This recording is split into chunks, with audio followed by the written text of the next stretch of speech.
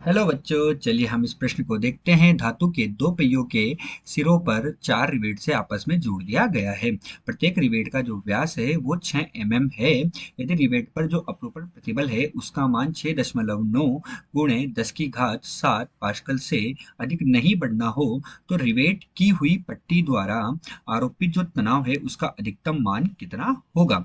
मान लीजिए कि जो प्रत्येक रिवेट है उसकी चौड़ाई का भार वहन कर सकती है, यानी कि एक चौथाई चौड़ाई का भार वहन कर सकती है। तो चलिए बच्चों, हम सर्वप्रथम इस प्रश्न की जो मुख्य अवधारणा है उस मुख्य अवधारणा पर चर्चा करेंगे। तो हम यहाँ पर लिखने जा रहे हैं मुख्य अवधारणा। मुख्य अवधारणा। तो बच्चों, इस प्रश्न की अवधारणा में हम देखते हैं कि हमारे पास क्या है, धातु के दो पहिए हैं। तो मैंने माना कि मेरे पास एक तो ये पहिया हो गया, ये एक तरह से मैंने पहिया मान लिया, ठीक है, और मेरे पास ये दूसरा पहिया हो गया, ठीक है। तो ये दोनों पहिए होंगे तो समान आकार के, लेकिन मैं क्या कर रहा हूँ, इसको दिखाने के लिए दो अलग अलग तरह से बना रहा हूँ। तो धातु के दो पहिए हैं और ये चार रिवेट से आपस में जुड़े हुए हैं, तो ये तीन और चार रिवेट हो गई। अब इन पर क्या है, बल लगा हुआ है, तो इस पर बल इस तरफ लगेगा, अपरूपण प्रतिबल अर्थात बल लग रहा है, बल बटे क्षेत्रफल होता है, और इस पर भी बल इधर लग रहा है। और प्रश्न में हमसे क्या कहा गया कि ये एक चौथाई भार वहन कर सकता है। अतः हमारे पास क्या होगा कि प्रत्येक रिवेट जो है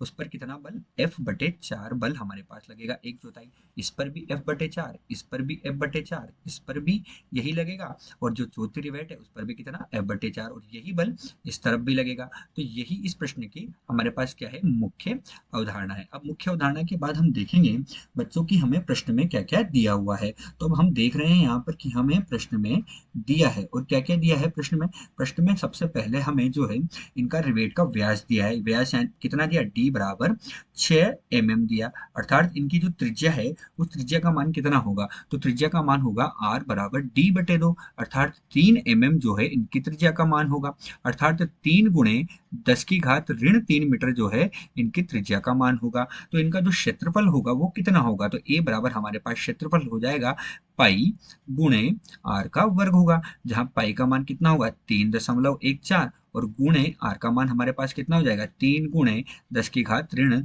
3 का वर्ग, और ये हमारे पास मीटर का वर्ग इनका क्षेत्रफल हमारे पास होगा। इसके बाद इस प्रश्न में हमें अपरूपण प्रतिबल का मान दिया गया है। तो माना जो अपरूपण प्रतिबल है उसको हम टो से दर्शा रहे हैं, तो टो बराबर हमें कितना दिया हुआ है, टो का मान जो है वो 6.9 गुणे 10 की घात 7 पास्कल या न्यूटन प्रति मीटर स्क्वायर के बराबर दिया हुआ है। तो चलिए बच्चों, अब हम मुख्य अवधारणा के आधार पर क्या करेंगे, प्रश्न को हल करने जा रहे हैं। तो हम लिख रहे हैं प्रश्न का हल, और हमें प्रश्न में दिया हुआ है कि जो इसका मान है वो अपरूपण प्रतिबल से अधिक नहीं बढ़ना चाहिए। तो अपरूपण प्रतिबल से अधिक हमारे पास मान नहीं होना चाहिए, यानी अपरूपण प्रतिबल हो गया टो, और बल कितना है हमारे पास, प्रत्येक रिवेट पर बल कितना लग रहा है, F/4। ये क्या होता है, बल बटे क्षेत्रफल, तो बल कितना लग रहा है, F/4, और क्षेत्रफल कितना हो गया, A, और ये इससे अधिक नहीं होना चाहिए, यानी कि ये इससे ज्यादा नहीं होना चाहिए, इसके बराबर हो सकता है। अतः टो का मान हमारे पास कितना हो गया, टो का मान हो गया हमारे पास F/4A, जहां हमारे पास सबका मान